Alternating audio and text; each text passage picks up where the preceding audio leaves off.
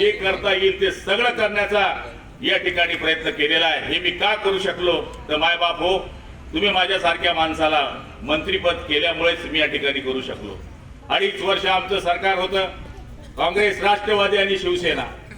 ते सरकार फुटलं आणि मी पळालो। तुम्ही पाहिलं टीव्हीवर लय टीका झाली आमच्यावर, एवढी टीका झाली।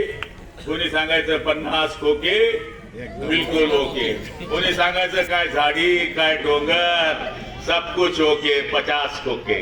पण तुमच्या लक्षामध्ये आलं असेल की आमचं जे मूळ होतं हिंदुत्व, शिवसेना, भारतीय जनता पार्टीची युती होती, ती युती पुन्हा कायम करण्याकरता आम्ही हा उठाव केला आणि हे सरकार प्रस्थापित केलं। आणि माझ्या माहितीप्रमाणे ते प्रस्थापित केल्यामुळं आज ही भरपूर कामं मी आपल्या मतदारसंघामध्ये करू शकलो। आणि मला खात्री आहे वाघाचं इकडे वाघ आला, अरे आपण वाघ इकडेच येणार आहे, वाघ बकऱ्यांवाल्याकडे जाणार नाही। चोरगाव सुद्धा वाघाचं गाव आहे आणि चांसर तर पवारांचं गाव आहे। पुऱ्या महाराष्ट्रात फिरवता मधून चोरगाव मध्ये पवार आहे, हो।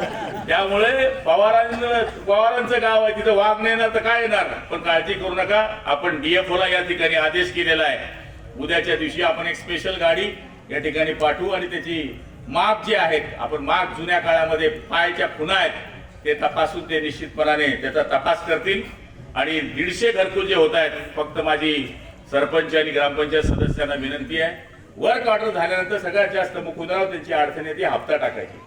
तिथे काही चोर बसले ते या गरीबाच्या रक्त पिता, तर त्यांच्यावर लक्ष ठेवा। त्यांना सांगा घरकुलवाल्याचा पैसा खाल तर तुमचा सत्यानाश झाल्याशिवाय राहणार नाही, हे त्यांना सांगा। कारण हे गरिबांचे घर आहे, पैसे खायला लय जागा म्हणा तुम्हाला, पण हे पैसे खाऊ नका, तळतळात भोगावं लागेल, दवाखान्यात जावं लागेल, कोणताच आजार सापडणार नाही, डायरेक्ट रामकृष्ण हरी होऊन जाईल।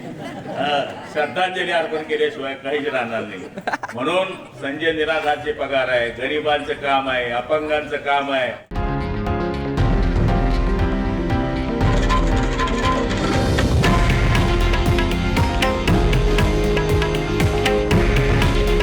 हे आहे देशातील नंबर 1 न्यूज नेटवर्क आणि आपण पाहत आहात TV9 मराठी।